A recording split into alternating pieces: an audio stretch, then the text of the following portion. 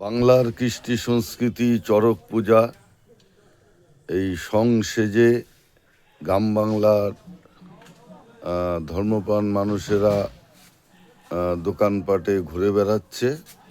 তো তুমি কি সেজেছো? রাম। রাম, হ্যাঁ।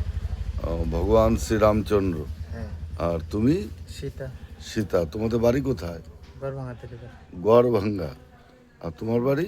গড়ভাঙ্গা তেলিপাড়া। আচ্ছা, খুব সুন্দর। এই যে দেখুন, ওরা এই প্রতি বৎসর খুব আনন্দ করে এই চৈত্র মাসে।